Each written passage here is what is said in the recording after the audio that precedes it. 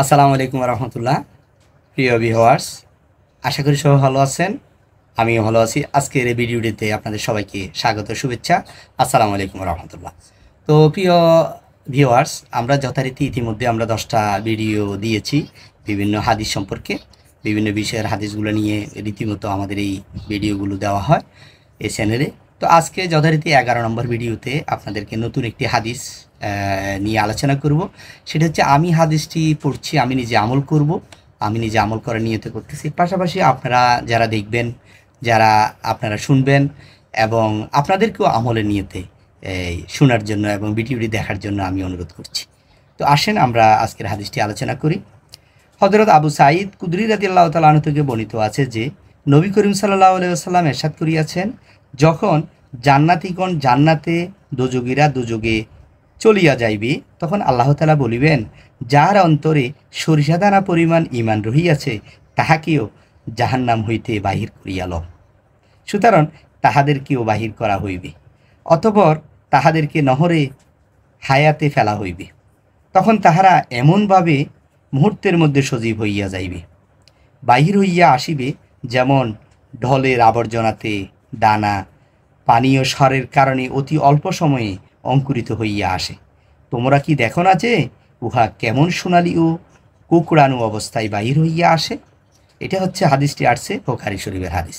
ঠিক আছে, আমি আরেকবার পড়ছি, আপনারা একটা মনোযোগ দিয়ে শুনবেন। একটা হাদিস আমি দুইবার করি মোটামুটি আমি পাঠ করব, দুইবার করে পড়বো। আপনারা একটু মনোযোগ দিয়ে যদি শুনেন তাহলে হাদিসের মর্ম কথাটা বুঝতে পারবেন। হযরত আবু সাঈদ কুদরি রাদিয়াল্লাহু তাআলা থেকে বর্ণিত আছে যে, নবী করিম সাল্লাল্লাহু আলাইহি ওয়াসাল্লাম ইরশাদ করিয়াছেন যে, যখন জান্নাতীগণ জান্নাতে যাইবে, দোজখীগণ দোজখে যাইবে, চলিয়া যাইবে, তখন আল্লাহ তাআলা বলিবেন, যাহার অন্তরে সরিষা দানা পরিমাণ ঈমান রহিয়াছে, তাহাকেও জাহান্নাম হইতে বাহির করিয়া লও। ফেরেশতাদেরকে বলবেন, যাদের অন্তরে সরিষা পরিমাণ ঈমান রহিয়াছে তাদেরকে দোজখ থেকে, জাহান্নাম থেকে বের করে নিয়ে আসো। তো নিয়ে এসে তাদেরকে কি করবে? সুতরাং তাহাদেরকেও বাহির করা হইবে। তাদের অবস্থা এরূপ হইবে যে জ্বলিয়া কালো বর্ণ হইয়া গিয়াছে। তাদের জ্বলতে জ্বলতে তাদের চেহারাটা এবারে কালো বিদর্ণ বর্ণ হয়ে আছে। অতঃপর তাহাদেরকে নহরে হায়াতে ফেলা হবে। তখন এক ধরনের নহরে হায়াত নামের একটা পানি আছে, ওই পানিতে তাদেরকে ফেলা হবে। ঠিক আছে, ফেলা হওয়ার পরে কি হবে? তখন তাহারা এমনভাবে মুহূর্তের মধ্যে এরা কি হয়ে যাবে? সজীব হয়ে যাবে, একেবারে সতেজ হয়ে যাবে, সুন্দর সুশ্রী হয়ে যাবে। তারপরে বাহির হইয়া আসিবে যেমন ঢলের আবর্জনাতে দানা পানীয় সারের কারণে অতি অল্প সময়ে অঙ্কুরিত হইয়া আসে। তোমরা কি দেখো না যে উহা কেমন সোনালি ও কুকড়ানো অবস্থায় বাহির হইয়া আসে? হাদিসটি আমরা জানলাম এবং সে অনুযায়ী আমল করব। আমরা আমাদের অন্তরে যদি সরিষা পরিমাণ যদি ঈমান রহিয়া থাকে, আল্লাহ তাআলা আমাদেরকে দোজখ থেকে, জাহান্নাম থেকে বাহির করিয়ে আনি নহরে এক ধরনের পানিতে ফেলা হবে। তখন আমরা মুহূর্তের ভিতরে সতেজ হয়ে যাব।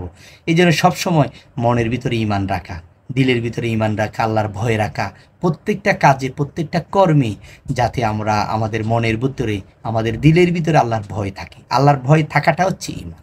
ঠিক আছে, আমাদের প্রত্যেকটি কাজে কর্ম, আমি যে ব্যবসা করি, যে বাণিজ্য করি, আমি চাকরি করি, যে কাজে করি না থাকি, আল্লাহর হুকুম হাকাম অনুযায়ী যদি আমি নিয়ম মতো যদি মেনে চলতে পারি এবং সেই অনুযায়ী যদি কাজ করি, তাহলে এটা হবে আমার ঈমান।